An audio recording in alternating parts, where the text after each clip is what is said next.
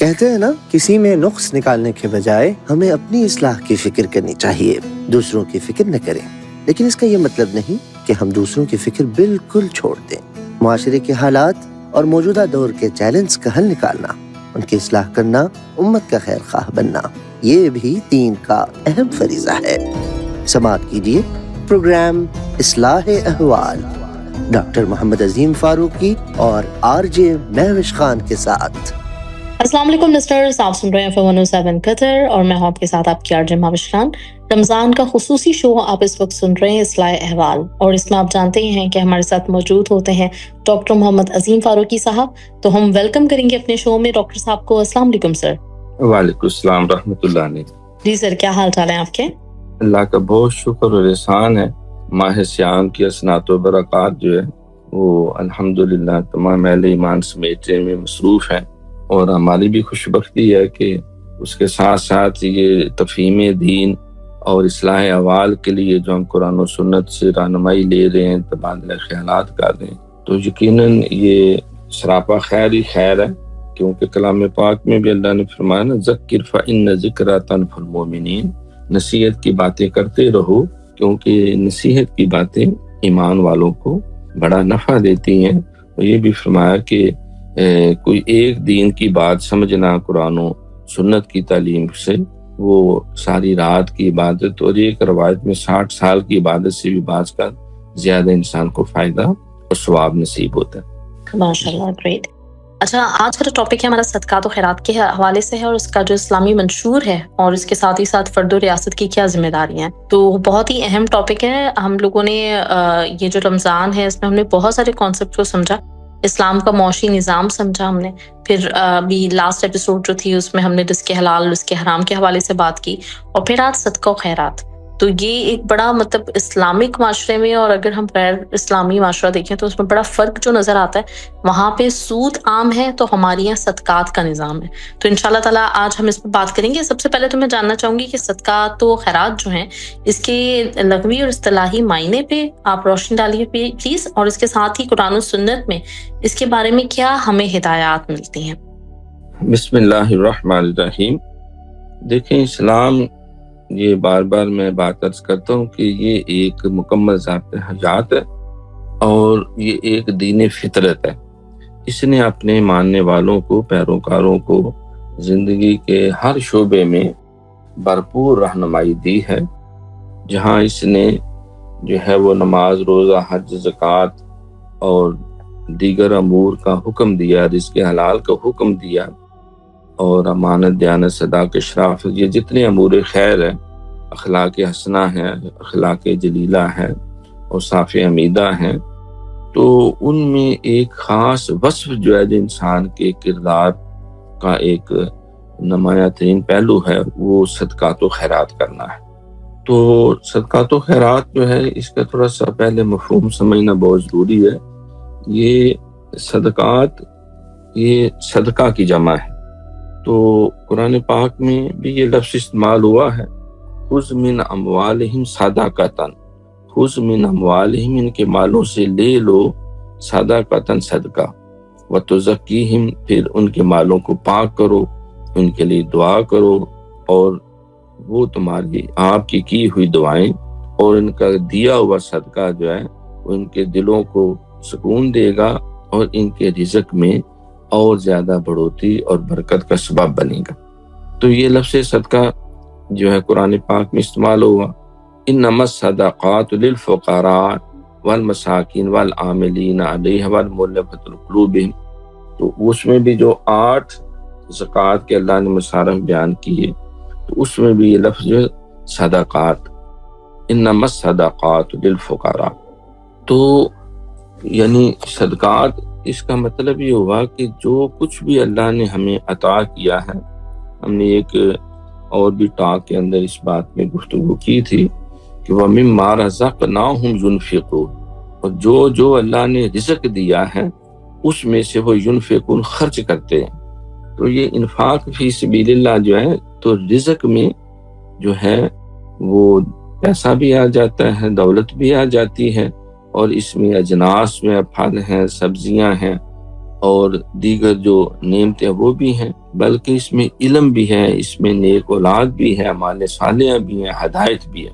تو جو کچھ اللہ نے دیا ہے، اسی لیے سرکار نے فرمایا کہ کسی مسلمان سے مسکرا کے بات کرنا یہ بھی صدقہ ہے، یہ بھی ایک بلائی ہے، یہ بھی ایک تحفہ ہے۔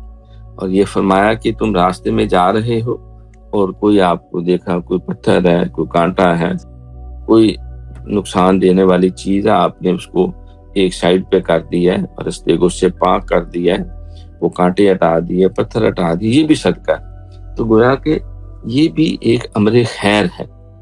اور یہ بھی فرمایا کہ تم اپنے گھر والوں سے جب محبت سے بات کرتے ہو تو یہ مسکراہٹ بھی صدقہ ہے، بہترین جو ہے۔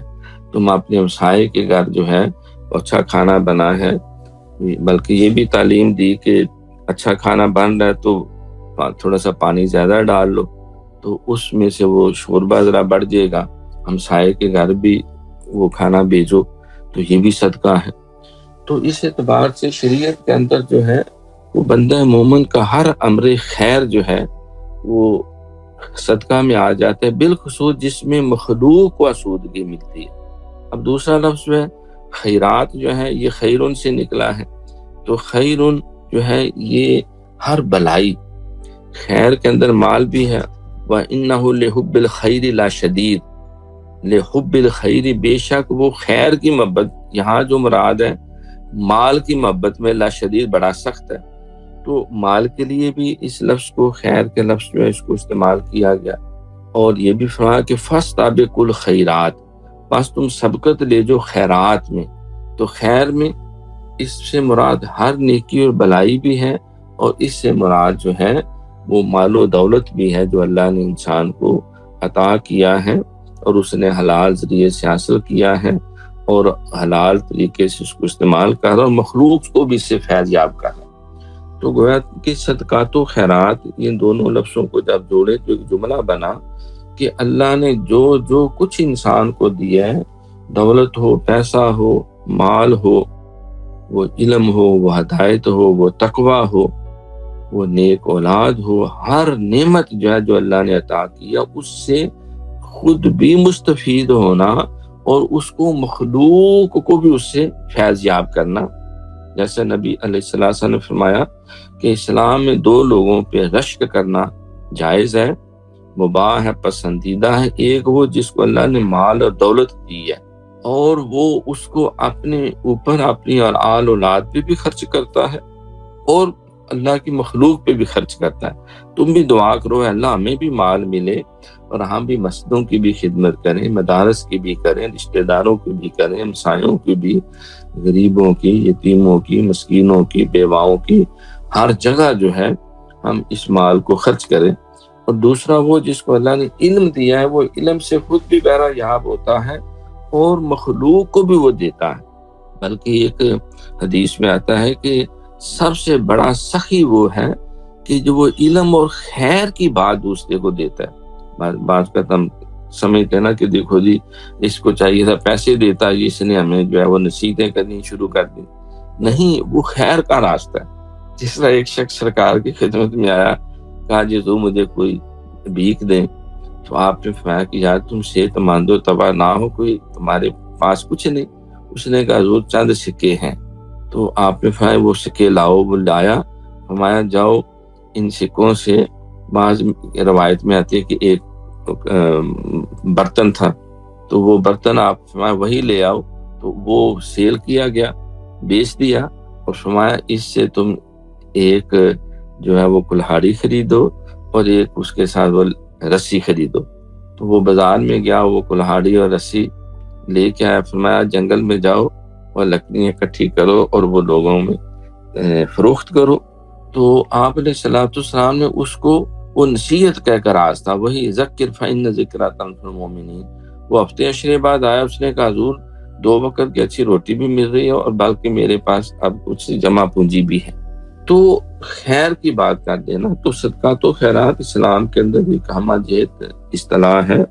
تو بندہ مومن جو ہے اس کی زندگی کا ایک خاص وصف جو ہے وہ صدقات و خیرات کرنا ہے۔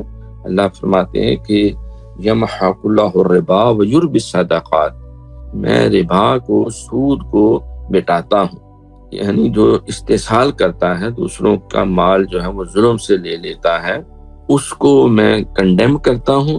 وَيُرْبِ الصَّدَقَاتِ، اور صدقات کرنے والوں کو یربی، اس کو بڑھوتی دیتا ہوں، اضافہ کرتا ہوں۔ قرآن پاک اور احادیث جو ہے وہ تو پوری اتنی طویل فہرست ہے کہ صدقات و خیرات جو ہے اس سے کیا کیا حسنات و برکات حاصل ہوتی ہیں کہ اس میں ایک پورا جو ہے وہ ایک نشست تفصیلی کی جائے تو تب بھی ہم اس کو جو ہے وہ نہیں سمیٹ سکتے۔ تو اس اعتبار سے قرآن و سنت کے اندر جو ہے، جیسا قرآن پاک میں اللہ فرماتے ہیں کہ مَثَلُ الَّذِينَ يُنْفِقُونَ أَمْوَالَهُمْ فِي سَبِيلِ اللَّهِ كَمَثَلِ حَبَّةٍ تَتْبَعُ سَبْعَ سَنَابِلَ فِي كُلِّ سُنبُلَةٍ مِائَةُ حَبَّةٍ۔ تو فرمایا کہ وہ جو اللہ کے راستے میں مال خرچ کرتا ہے تو وہ ایک بیج کی طرح ہے، جیسے وہ زمین میں بویا گیا، اس سے 7 بالیاں نکلتی ہیں اور ہر بالی کے اندر 100 دانے ہوتے ہیں، گویا کہ وہ ایک بیج 700 گنا بن کے ہمارے سامنے آ جاتا ہے۔ تو اللہ تعالیٰ کے راستے میں جو صدقات و خیرات کرتا ہے تو اللہ تعالیٰ اس کے مال کو بھی 700 گنا بلکہ جتنا چاہے بغیر حساب کے اس میں بڑھوتی پیدا کرتا ہے، اجر و ثواب کے اعتبار سے بھی اور اس کے مال میں اضافے کے انداز سے بھی۔ بہت زبردست، بہت خوب۔ اچھا لسنرز، یہاں پہ ہم لے لیتے ہیں ایک بریک، اور بریک کے بعد واپس آتے ہیں تو مزید ہم اپنے سوالوں کا سلسلہ جاری رکھیں گے۔ آپ لوگ ہمارے ساتھ رہیں، سنتے رہیں FM 107 قطر۔ اصلاح احوال ڈاکٹر محمد عظیم فاروقی اور RJ مہوش خان کے ساتھ۔ جی لسنرز، ویلکم بیک۔ آپ سن رہے ہیں اصلاح احوال، صدقات و خیرات کے حوالے سے بات ہو رہی ہے، اور میں ڈاکٹر صاحب سے جاننا چاہوں گی کہ صدقات و خیرات کی جو قسمیں ہوتی ہیں، جو اہم اقسام ہیں، ان سے بھی آگاہ فرمائیں، اور اس کے ساتھ ہی اس کے جو احکامات پر عمل کیسے ممکن ہے یہ بھی پلیز بتائیے۔ دیکھیے، جیسا کہ میں نے عرض کیا ہے کہ بندہ مومن کی زندگی کے جو اعلیٰ ترین اوصاف ہیں ان میں ایک وصف یہ سخاوت کا، فیاضی کا۔ نبی علیہ السلام نے فرمایا کہ دیکھو جو کنجوس ہے اس کو جنت کی خوشبو بھی نہیں سنگھائی جائے گی، حالانکہ وہ بہت دور سے وہ آ رہی ہوگی۔ تو بندہ مومن کا ایک خاص وصف جو ہے وہ فیاض ہے، فیاض ہونا ہے۔ وہ ہمارے ایک شعر بھی پڑھا جاتا ہے کہ مالا والے سخی نہ ہندے تے سخیاں مال نہ ہندا، ایتھے اوتھے دوویں جہانی سخی کنگال نہ ہندا۔ تو جو سخاوت کرنے والا ہے وہ اللہ کی گویا کہ صفت سے متصف ہوتا ہے۔ اللہ جو ہے وہ فیاضی کرنے والا ہے، سخاوت کرنے والا ہے، وہ بانٹنے والا ہے۔ اسی لیے سرکار نے فرمایا کہ جو اوپر والا ہاتھ ہے وہ نیچے والے ہاتھ سے بہتر ہے، اوپر والا دینے والا ہے اور نیچے والا ہاتھ گویا کہ لینے والا ہے۔ تو اگر ہم صدقات و خیرات کی فہرست بنائیں تو 2 بنیادی چیزیں ہمارے سامنے آتی ہیں۔ نمبر 1 ہوتا ہے صدقہ واجبہ اور دوسرا ہوتا ہے صدقہ نافلہ۔ صدقہ واجبہ جو ہے وہ صدقہ جو خرچ کرنا ضروری ہے، لازم ہے، اور جس کے بغیر جو ہے وہ بندہ مومن ہی نہیں ہو سکتا۔ جیسے کلام پاک میں فرمایا کہ یا ایھا الذین آمنوا اقیموا الصلاۃ وآتوا الزکاۃ وارکعوا مع الراکعین، نماز قائم کرو اور زکوٰۃ ادا کرو۔ اور قرآن پاک میں 80+ جگہ ایسی ہیں جہاں پہ نماز اور زکوٰۃ کو ساتھ ساتھ رکھا گیا۔ تو جو صدقہ واجبہ ہے ان میں سب سے پہلے جو ہے وہ زکوٰۃ آتی ہے۔ زکوٰۃ ادا کرنا، سونا ہے 7.5 تولے اور چاندی 52.5 تولے، یا دونوں کو ملا کر اس کی مالیت بن جائے، کوئی ایک کی نصاب کی مالیت بن جائے، پھر جو ہے جو کیش ہے، جو سال بھر انسان جو ہے جو اس کے تصرف میں نہیں آتا ویسے وہ پڑا ہوا ہے، تو سونا، چاندی، کیش، سامان تجارت، اور اسی طرح جو ہے جو انسان فصل حاصل کرتا ہے، پھل ہیں، سبزیات ہیں، اجناس ہیں، گندم ہے، چاول ہے، باجرہ، یہ جو کچھ بھی زمین سے جو انسان حاصل کرتا ہے تو اس کو عشر کہتے ہیں۔ اگر تو وہ آسمان کی بارش جو ہے اس سے وہ ساری کھیتی چل رہی ہے تو پھر 10واں حصہ دینا ہوتا ہے، لیکن اگر وہ ٹیوب ویل چلا کے، کنواں چلا کے اس سے وہ پانی جو ہے وہ کھیتوں کو سیراب کرتا ہے تو پھر 20واں حصہ دینا ہوتا ہے، بہرحال اس کو عشری کہتے ہیں۔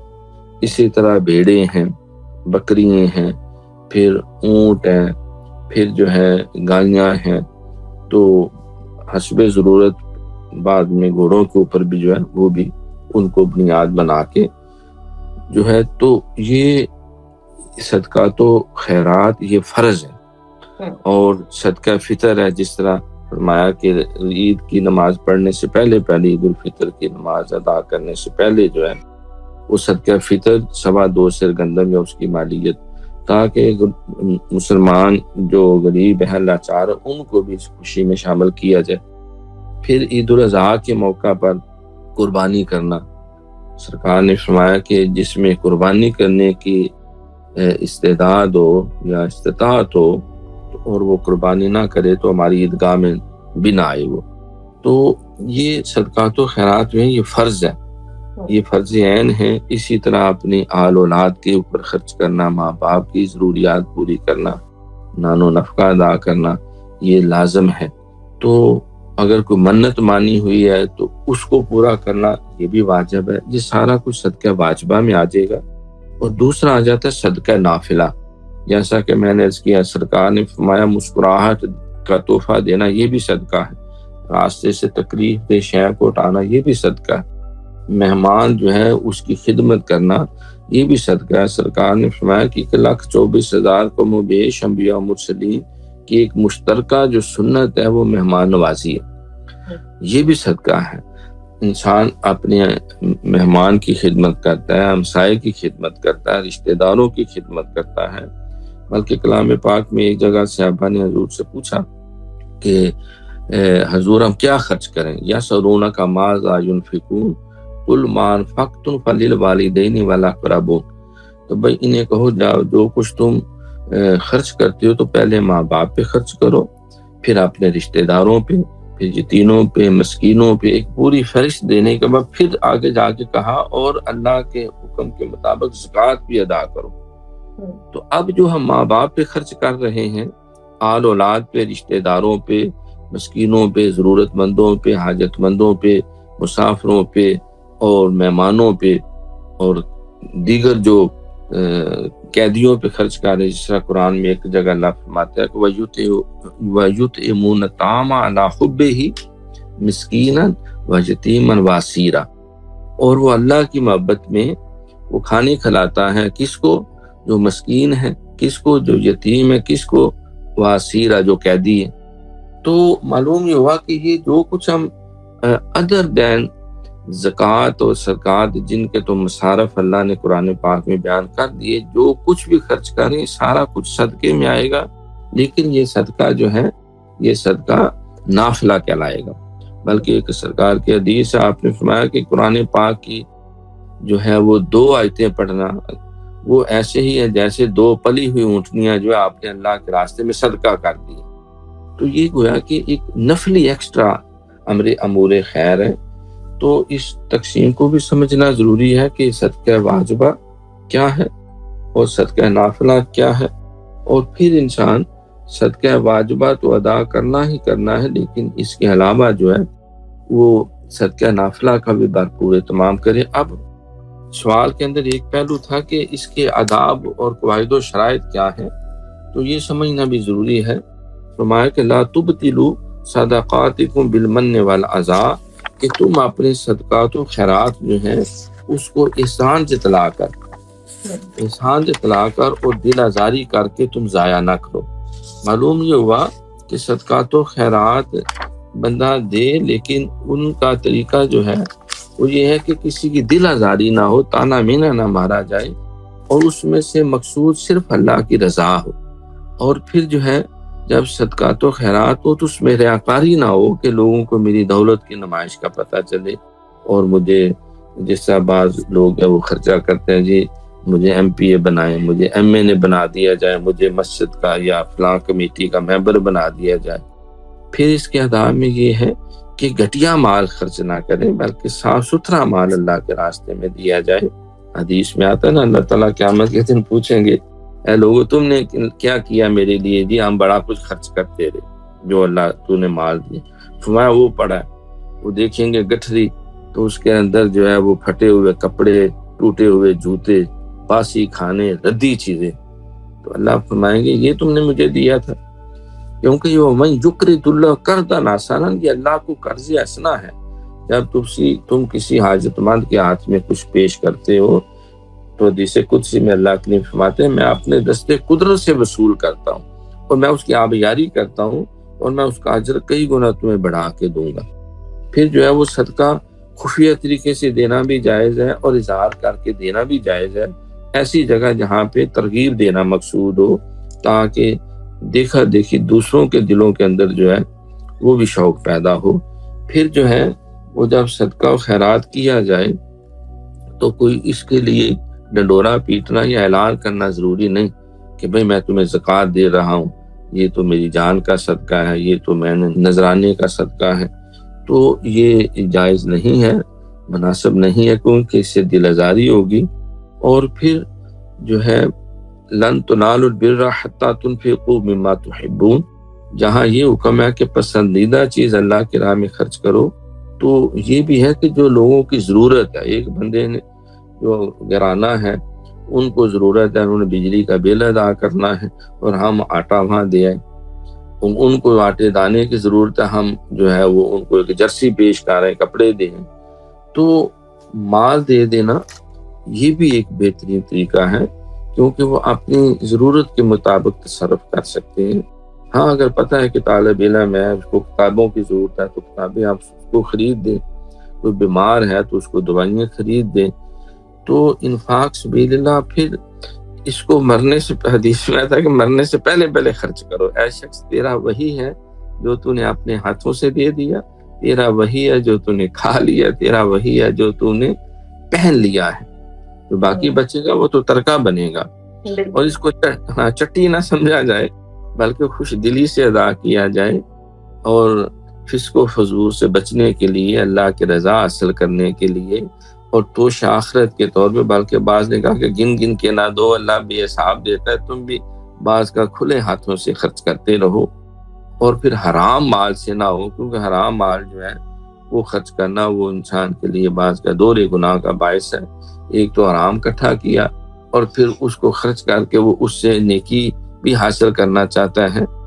تو اس اعتبار سے ہمیں صدقات و خیرات کا بھی حکم ہے، لیکن اس کے ساتھ جو آداب و شرائط ہیں ان کو پیش نظر رکھنا یہ بھی بہت ضروری ہے. بہت خوب. اور واقعی مطلب یہ بڑی ضروری ہے آپ نے بات کی کہ انسان جو مطلب خرچ کرتا ہے وہی اس کا اپنا ہوتا ہے اور باقی تو ڈیفینیٹلی ہمارے پیچھے رہ جائے گا. اچھا جی، اس کے ساتھ ہی لسنرز ہم ایک اور بریک لیں گے، بریک کے بعد ہم واپس آتے ہیں. آپ لوگ ہمارے ساتھ رہیے، سنتے رہیں FM 107 قطر. اصلاح احوال ڈاکٹر محمد عظیم فاروقی اور RJ مہوش خان کے ساتھ. Listeners welcome back. آپ سن رہے ہیں اصلاح احوال، اور اصلاح احوال میں آج ہم صدقات و خیرات کے حوالے سے بات کر رہے ہیں. اچھا، اس میں نا 2 سوال میں آپ سے ایک ساتھ کرنا چاہوں گی. وہ یہ پہلا تو یہ کہ صدقات و خیرات پر عمل درآمد کرنے میں کوئی رکاوٹیں بھی ہیں، اور دوسرا یہ کہ اہم مصارف جو ہیں صدقات و خیرات کے ان سے بھی آگاہ فرما دیں تاکہ غلطی نہ ہو اور لاپرواہی سے پرہیز کیا جا سکے. صدقات و خیرات جو ہیں اس میں رکاوٹیں تو بنیادی طور پہ وہی انسان کا جو نفس ہے بعض کا اس کو دھوکہ دیتا ہے. وہ سمجھتا ہے کہ میں مال دوں گا تو میں غریب ہو جاؤں گا اور میرے پاس جو ہے وہ کچھ نہیں رہے گا. تو اس اعتبار سے بعض لوگ جو ہیں وہ نفس کی خواہشات، پھر شیطان وسوسے ڈالتا ہے. قرآن پاک میں اللہ فرماتا ہے کہ جب تم صدقات و خیرات کرتے ہو تو شیطان تمہارے اندر وسوسے ڈالتا ہے کہ تم غریب ہو جاؤ گے، تم مسکین ہو جاؤ گے، تو لہٰذا اس مال کو جو ہے اپنے پاس سنبھال کے رکھو. پھر بسا اوقات یہ بھی ہوتا ہے کہ کچھ ایسی مثال کے طور پہ رکاوٹوں میں آپ یوں کہہ لیں کہ گورنمنٹ کی طرف سے بعض کا ایسا ہوتا ہے کہ بینک کے اندر پیسے پڑے ہوئے ہیں، وہ چاہے نصاب کی کیٹیگری میں آتے ہوں یا نہ آتے ہوں، تو بعض کا وہ بھی کٹ جاتے ہیں. اور بعض یہ سمجھتے ہیں کہ ٹھیک ہے وہ گورنمنٹ نے وہ کاٹ لیے، لہذا ہمارے جو زیور تھا یا باقی چیزوں کا جو ہم نے صدقہ ادا کرنا تھا وہ گورنمنٹ نے خود ہی نکال لیا. تو اس اعتبار سے ہمیں یہ فقہی مسائل کو سمجھنا بھی ضروری ہے، اور صدقات و خیرات جو ہے ان کے جو مصارف جو ہے یہ بھی بہت اہم ہے۔ 8 جگہوں کا قرآن میں ذکر ہے کہ صدقات و خیرات آپ نے کہاں کرنا ہے، انما الصدقات للفقراء۔ اب یہ صدقہ واجبہ کا میں عرض کر رہا ہوں، صدقہ نافلہ کی کوئی قید نہیں۔ آپ دیکھیں ہم قربانی کا جانور پیش کرتے ہیں تو فرمایا کہ اس کا گوشت خود بھی کھاؤ اور اپنے عزیز و کاروں کو بھی، مسکینوں کو بھی، سارے اس میں شامل ہو۔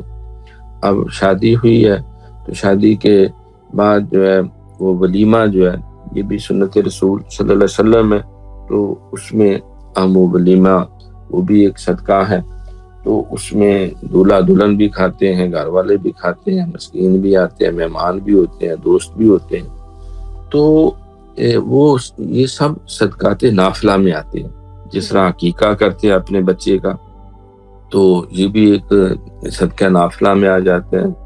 بیٹے کی طرف سے 2 جانور ذبح ہوتے ہیں، بیٹے کی طرف سے 1 جانور ذبح کرتے ہیں، بعض گوشت بانٹ دیتے ہیں، بعض کھانا پکا کے دے دیتے ہیں، بعض ساتھ چاول بھی شامل کر لیتے ہیں۔ تو یہ ساری چیزیں جو ہیں ان کو پیش نظر رکھنا جو ہے، تو صدقہ واجبہ کے 8 مصارف جو ہے وہ شریعت نے بیان کیے ہیں۔ تو جو میں نے پہلے آداب عرض کیے کہ کوئی ڈنڈورا پیٹنا ضروری نہیں کہ جس کو آپ صدقہ دے رہے ہیں، زکوٰۃ دے رہے ہیں، ترانہ دے رہے ہیں، یا کوئی منت مانی تھی کہ میں اتنا خرچ کروں گا وہ آپ دے رہے ہیں، یا اس کے علاوہ کوئی اور ایسا جو لازم تھا تمہارے اوپر، تو اس کے لیے جو صدقہ واجبہ کے 8 انما الصدقات للفقراء، اس میں فقیر ہیں۔ فقیر کی جو ڈیفینیشن ہے وہ اسی طرح ہے کہ جس کے پاس کھانے کو کچھ بھی نہیں، ایک وقت کا بھی نہیں، تو وہ سب سے زیادہ حقدار ہے۔ انما الصدقات للفقراء والمساکین، مسکین ہے، ایک وقت کا ہے تو دوسرے کا نہیں۔ اچھا، یہاں ایک بات کو پیش نظر رکھنا بہت ضروری ہے کہ انسان کی ضروریات صرف کھانا نہیں، روٹی، کپڑا، مکان، یہ تینوں انسان کی بیسک نیڈز آف لائف ہے۔ تو ان تینوں کے مد میں غریبوں کی، مسکینوں کی جو ہے وہ مدد و اعانت کی جائے گی۔ انما الصدقات للفقراء والمساکین والعاملین علیہا، اور والعاملین کہتے ہیں جو اس نظام کو مینٹین کرتے ہیں، جو زکوٰۃ اکٹھی کرتے ہیں، زکوٰۃ کا حساب کتاب کرتے ہیں۔ جس طرح ہمارے دینی مدارس ہوتے ہیں تو اس میں جو اکاؤنٹنٹ ہے یا جو وہاں اپنی سروسز جو ہے وہ رینڈر کر رہے ہیں، تو ان کو یقینی طور پر جو اگر طلباء کو کھانا دیا جا رہا ہے تو وہ جو انتظام و انصرام کرنے والے ہیں تو اس میں سے ان کو تنخواہ بھی دی جا سکتی ہے۔ تو والعاملین علیہ والمؤلفۃ قلوبہم، تالیف قلب کے لیے، تالیف قلب کا بیسیکلی تو یہ ہے کہ اگر کسی نے کلمہ پڑھا ہے، مسلمان ہوا ہے، اور بعض کا پورا خاندان ان کو آ کر دیتا ہے، گھر سے نکال دیتا ہے، تو آپ صدقہ واجبہ جو ہے، زکوٰۃ ہے یا فطرانہ ہے، یا اس مد میں جو مال اکٹھا ہوا ہے، بعض کا اسلامی ریاستوں میں بعض مسلمان ممالک کے حکمران جاتے ہیں تو وہ اور ان کے پاس کوئی ایسی امداد کرنے کو نہیں ہوتی، تو وہ زکوٰۃ اور فطرانہ اور اس طرح کے جو جس طرح کفارہ ادا کرنا ہو تو وہ بھی لازمی ہوتا ہے کہ 10 مسکینوں کو کھانا کھلایا جائے۔ قسم اگر توڑی گیا، اگر روزہ ٹوٹ گیا تو 60 مسکینوں کو کھانا کھلایا جائے۔ تو یہ سارا مال وہ ان کو بطور جو ہے وہ ایڈ کے یا امداد کے دے دیتے ہیں، تو ان کو پھر انہی مدوں میں خرچ کرنا، استعمال کرنا ضروری ہوتا ہے۔ تو تالیف قلب غیر مسلموں کے لیے، یعنی جو نو مسلم ہوئے ہیں، یا کسی کو دین کی رغبت اور ترغیب دینے کے لیے کہ آپ ان پہ مال خرچ کریں گے، آپ ان کی خدمت کریں گے۔ آپ دیکھیں جس طرح بہت سے عیسائی مشنری ہیں جو ہیں وہ اسلامی ممالک یا غریب ممالک میں آ کر وہ ہاسپٹل بناتے ہیں، ڈسپینسریاں بناتے ہیں، وہ کوئی تعلیمی ادارہ بنا دیتے ہیں، یعنی ایک نرم گوشہ پیدا کرنے کے لیے۔ تو مسلمانوں کو بھی ترغیب دی گئی کہ تم بھی اپنا مال خرچ کرو تاکہ اسلام کی نشر و اشاعت ہو، لوگوں کو رغبت پیدا ہو۔ وفر رقاب، گردنیں آزاد کرنے میں کوئی قیدی ہے اور وہ جرمانہ نہیں ادا کر سکتا، سزا بھگت رہا ہے، تو زکوٰۃ سے وہ ہو سکتا ہے۔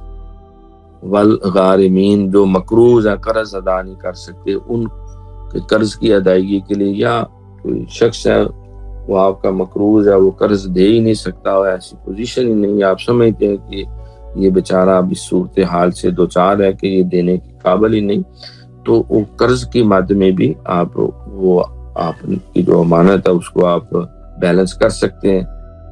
اور ویسے کوئی مقروض اس کا قرضہ ادا کرنے کے لیے، پھر مسافروں کے لیے یہ لٹ پٹ جاتے ہیں، کوئی حادثہ پیش آ گیا، کوئی چوری ڈاکے کی کیفیت ہوگی، یا کوئی اور انسرٹن سچویشن ہے، بے شک وہ بہت مالدار ہے پیچھے، لیکن اب وہ بیچارہ حاجی عمرہ کرنے آیا اور کسی نے بٹوا نکال لیا تو وہ کیا کرے گا؟ تو وہ اپنے ضروریات، اخراجات و مسافروں کے اوپر جو ہے، تو وفی سبیل اللہ، اللہ کے راستے میں، یعنی دین کی نشر و اشاعت کے لیے اور اسلام کی آبیاری کے لیے اور جو دفاعی ضروریات جو ان کو پورا کرنے کے لیے، تو ہمیں ان مصارف کو سمجھنا ضروری ہے۔ تو جس کو ہم یہ صدقہ واجبہ دیتے ہیں، اسی طرح جو جان کا صدقہ بنا کے عام طور پہ دیا جاتا ہے، تو وہ بھی انہی 8 مصارف میں سے ہی کسی جگہ جب وہ خرچ کیا جائے۔ جی، تو ڈاکٹر صاحب اب آخری سوال جو ہے ضمن میں وہ یہ ہے کہ جو نوجوان ہیں ان میں صدقات و خیرات کی ادائیگی کا وز کیسے پیدا کیا جا سکتا ہے؟ دیکھیں، نوجوان جو ہے یہ کسی بھی قوم کے لیے، جس طرح کہتے ہیں نا کہ حکومت کے لیے جو ریونیو ہے، جو مال ہے، پیسہ، وہ ریڑھ کی ہڈی ہے، تو معاشرے کے لیے جو ہے وہ جو اس کو استحکام دینے والی چیز ہے، جس پہ پورا ڈھانچہ جو ہے وہ قائم و دائم ہے، وہ نوجوان ہے۔ وہ مستقبل کے معمار بھی ہیں، وہ قوم کے آنے والے رہنما بھی ہیں، تو لہٰذا یہ نوجوانوں کی تعلیم و تربیت جو ہے، ایک تو ہے تعلیم کہ آپ تعلیم دے رہے ہیں، دوسرا جو ہے وہ تربیت ہے کہ آپ ان کو نماز کی صرف تعلیم نہیں دے رہے بلکہ آپ نے ساتھ نماز پڑھا رہے ہیں۔ آپ ان کو صرف جو ہے وہ روزے کی اہمیت سے آگاہ نہیں کر رہے بلکہ اپنے ساتھ روزے رکھوا کے سحری افطاری کروا رہے ہیں۔ اب نماز تراویح کا نہیں کہتے بلکہ تراویح کے لیے ساتھ لے کے جا رہے ہیں۔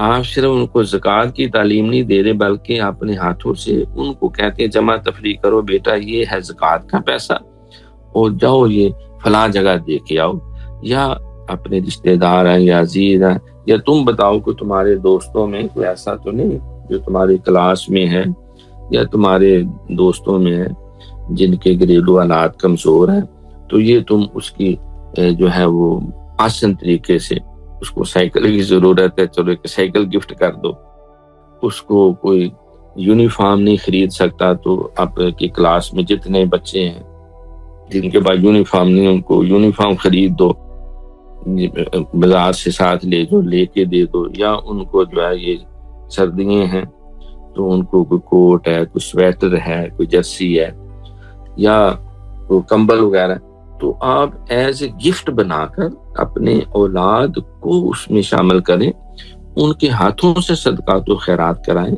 تاکہ ان کا دل بڑھے، ان کے اندر جذبے اور شوق پیدا ہوں اور ان کو خرچ کرنے کی عادت ڈالیں۔ کسی فقیر کو بھی دینا ہو تو اپنے بچے کے ہاتھ میں دیں، لو میرا بیٹا جاؤ اور یہ جا کر جو ہے اس کو یہ پیسے دے آؤ، یہ چیز دے آؤ۔ تو نوجوانوں کے اندر جو ہے سب سے پہلے یہ ذمہ داری ماں باپ کی ہے، وہ اپنے گھر میں ایک فیاضی کا ماحول بنائیں۔ مثلا مہمان آ جاتا ہے تو ان کی خدمت کرنا، ان کو سمجھایا جائے۔ اکثر بچے بھاگ جاتے ہیں، چھپ جاتے ہیں کہ ہمیں مہمان کے سامنے نہ ہونا پڑے، ہمیں ان کی خدمت نہ کرنی پڑے۔ تو یہ ماں باپ کا جو فرض بنتا ہے، بتائیں کہ بیٹا مہمان کی عزت کرنا یہ فرض بھی ہے، شرعی ضرورت بھی ہے، تو کل تم بھی تو کسی جگہ مہمان بن کے جاؤ گے، تو ایسا نہ ہو جنہ کھادا مانگ کے نہ مانگے تمہارے ٹانگ کے۔ آج اگر تم ان کو بوتل نہیں پلاؤ گے، کھانا نہیں دو گے، کل تمہارا باپ جاتا ہے یا تم کہیں جاتے ہو تو وہ بھی ایسے کریں گے۔ تو ان کو ترغیب دی جائے، کھانا اچھا بنا ہے تو اپنے بچوں کو، بچیوں کو، ان کو ہاتھوں میں دیا جائے، جاؤ یہ پلیٹس کھانے کی دے آؤ، یہ اچھی بریانی بنی ہے، یہ اچھا گوشت پکا ہے، یہ ہم نے کوئی اچھی سویٹ ڈش تیار کی ہے، اپنی سہیلیوں کو دے کے آؤ، اپنے دوست احباب کو دے کے آؤ، ملنے جاننے والوں کو دے کے آؤ. تو نوجوان نسل میں، کیونکہ جس معاشرے میں فیاضی کی صفت ہوتی ہے، وصف ہوتا ہے، وہ گویا کہ اللہ تعالیٰ کے لیے وہ ایک واقعہ مشہور ہے. حضرت موسیٰ علیہ السلام کا ایک امتی تھا، لیکن بہت ہی غریب اور مسکین تھا. تو موسیٰ علیہ السلام کو دیکھا تو کہا تم آپ کوہ طور پہ جا رہے ہیں تو میرے لیے دعا کریں کہ اللہ تعالیٰ مجھے ساری زندگی جو دینا ہے وہ ایک ہی طرح دے دے، میں اچھی طرح کھاؤں اور پیوں، اور یہ ترس ترس کے دانا دانا لے کے میں تو اکتا گیا. انہوں نے کہا ٹھیک ہے، تو اللہ کریم سے درخواست پیش کر دی. تو سبب ایسا لگا کہ اس کو بہت ساری کھانے کی چیزیں بھی میسر ہو گئیں اور بہت سارا مال بھی کہیں سے مل گیا. اب اس نے سوچا کہ یہ تو میں اکیلا تو سارا کھا نہیں سکتا. اس نے خوب کھانے تیار کیے، پیسہ دلا، سارے کا سارا بانٹ دیا، اور جتنا اس کی ضرورت تھی اس نے کھا لیا اور اپنا دامن جھاڑ دیا. اچھا، موسیٰ علیہ السلام کچھ عرصے بعد گزرے تو پتہ چلا وہاں تو بہت بڑا بھنڈارا لگا ہوا ہے، لنگر تقسیم ہوتا، بڑی دنیا ہے کھانے والی. تو گئے تو وہی جو مانگت اور فقیر اور غریب اور مسکین تھا، وہ دونوں ہاتھوں سے کھلا رہا ہے، بانٹ رہا ہے، دیتا جا رہا ہے. اور پتہ کیا تو اس کے تو پیچھے گھر اور گودام بھی بھرے پڑے ہیں. وہ کہا تمہیں جو دیا تھا وہ تو خرچ ہو جانا تھا، بہت آہستہ بھی کھاتے تو جلدی سے جلدی ختم ہو جانا تھا، تمہارے پاس یہ مال کہاں سے آیا؟ تو اس نے کہا میں نے جو ملا موسیٰ، میں نے آپ سے یہ سنا ہے کہ اللہ تعالیٰ کی مخلوق کو جو کھلاتا ہے اس کے رزق میں کمی نہیں آتی، تو میں نے تو سب کو کھلا دیا، اب اللہ جانے کہاں سے مال آتا جا رہا، میں بانٹتا جا رہا. تو یعنی اپنے بچوں کو اس کی تربیت دی جائے، ٹریننگ دی جائے. پھر اساتذہ جو ہے ان کی بھی ذمہ داری بنتی ہے، وہ بھی کبھی جو ہے وہ فارغ پفٹی جو ہے اپنے کسی شاگرد کو ان کو ساتھ بٹھا لیتا ہے، چلو بھئی آج جنہوں نے اچھے نمبر لیے ہیں یا اچھا رزلٹ دیا ہے، کچھ فروٹ چاٹ منگوا دیا. چلو کالجوں اسکولوں میں یہ ہوتا ہے، کوئی پکوڑے، کوئی سموسے، کوئی چائے کا کپ یا کوئی جوس وغیرہ جو ہے. تو بچوں میں ایک عادت بنے گی، اسٹوڈنٹ کی تربیت ہوگی، بلکہ وہ بعض کا پھر مثال دینی پڑ جاتی ہے. میں اپنے کالجوں میں ریگولر کو 43 ایئرز تو مسلسل میں نے ڈیوٹی دی ہے. تو یہ ہمارے اساتذہ میں تھا فاروقی صاحب. میں اس لحاظ سے بدنام تھا کہ فاروقی صاحب پتہ نہیں ساری تنہا بچوں میں بانٹ دیتے. یعنی میں چھوٹا سا ٹیسٹ لیا ہے تو بچے جو ہیں ان کو پھر میں انعامات دیتا اور کیش پرائزز 150 روپیز، 100، 200، 500، 1000 تک، کہ تاکہ ان میں ترغیب پیدا ہو، شوق پیدا ہو. ایک تو ان کو انسینٹیو ملا کہ ہم نے محنت کی تو ہمیں پیسے ملے، بلکہ میں نے کل ٹیسٹ دینا جس کا ٹیسٹ میں کوئی غلطی نہ ہوئی تو اتنا کیش پرائز ملے گا. وہ ایک بچی تھی، وہ میرے حال کچھ 14 صفحے پہ وہ لکھنے والا تھا، کوئی غلطی نہیں ہوئی، میں نے فوراً اس کو وہ دیا. ایک تو ان کو ترغیب ملی خرچ کرنا، اور دوسرا ان کو علم میں بھی آگے قدم بڑھانے کا موقع ملا. تو اب دیکھو، اب کہتے ہیں سچ وہ جو سر چڑھ کے بولے، جادو وہ جو سر چڑھ کے بولے. اب ہم ساری دنیا امریکہ کو بڑی گالیاں دیتی ہے، برا بلا کہتی ہے. میں نے بھی وزٹ کی ہیں، سب سے زیادہ دنیا میں صدقات و خیرات امریکہ میں اکٹھے ہوتے ہیں. اور یہ جو امداد وغیرہ جاتی ہے، یہ بھی آپ سمجھیں کہ وہ انہی صدقات و خیرات، ان کی جو زکاتیں ہیں، یہ اسی سے وہ غریب اقوام کی خدمت کرتے ہیں. تو صدقہ و خیرات جو ہے یہ اساتذہ بھی، پھر علماء بھی اور مشائخ بھی.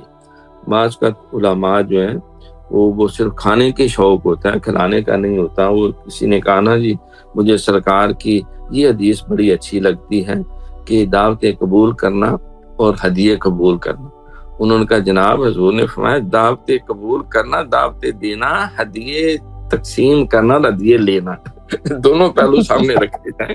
صرف یہ نہیں کہ لینے کے لیے سب سے آگے اور دینے کے لیے سب سے پیچھے. تو علماء اور مشائخ جو ہے ان کا بھی جو ہے نا یہ فرض بنتا ہے اپنے مریدین کی، وابستگان کی جو ہے وہ اچھی طرح خدمت کریں تاکہ انہیں کھلانے پلانے خرچ کرنے کی ترغیب ملے. گورنمنٹ کو بھی چاہیے، حکمرانوں کو بھی چاہیے، بلکہ آپ ماشاءاللہ یہ الیکٹرانک میڈیا سے وابستہ ہیں تو وہاں پر بھی ان چیزوں کا جو ہے وہ اظہار کیا جائے اور ترغیب دی جائے، قوم کو ایک ذہن تیار کیا جائے. ہم نے دینے والا بننا ہے، مانگت نہیں بننا، کیونکہ جو دینے والا ہے، سرکار نے فرمایا اگر چاہتے ہو کہ تمہارا رزق بڑھتا جائے، تمہاری عمر میں برکت بڑھ جائے تو دو کام کیا کرو. ایک تو ہر ایک سے الیکس لے کر رکھا کرو، اور دوسرا زیادہ کھانے کھلایا کرو. کھانے کا ذکر آپ نے، کھلایا کرو، یہ نہیں کہ زیادہ کھایا کرو. زیادہ کھاؤ گے ہماری عمر میں کھلانے سے بڑھے گا، اور السلام علیکم کہنے سے، الیکس لے کے رکھنے سے، جس کو ہم سادہ لفظوں میں کہتے ہیں صلہ رحمی کرنا.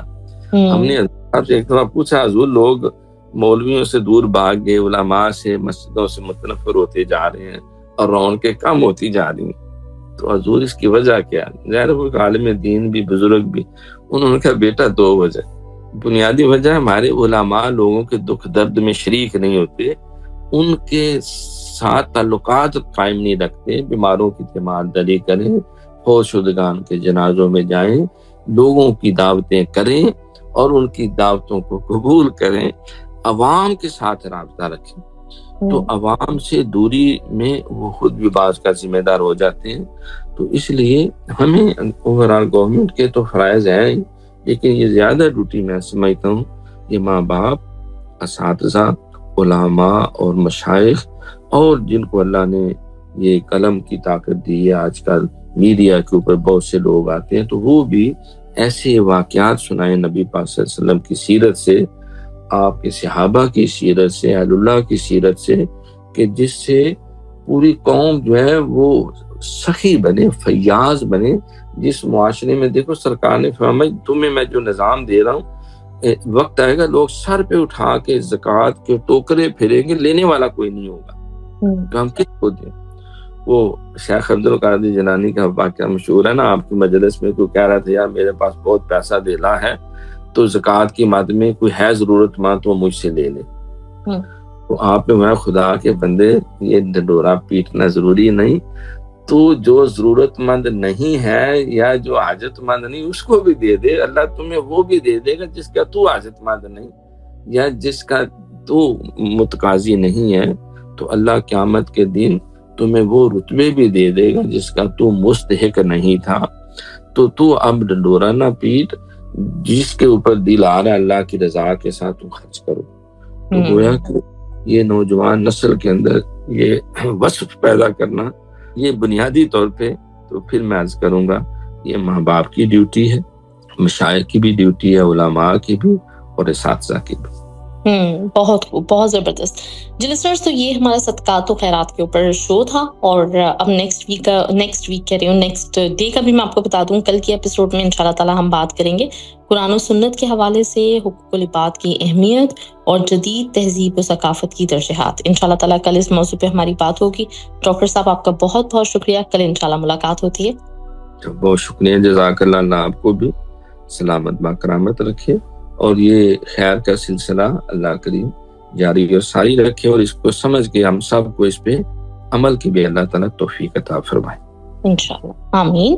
لسنرز، انشاءاللہ تعالیٰ کل آپ سے ملاقات ہوگی. ہماری طرف سے اللہ حافظ.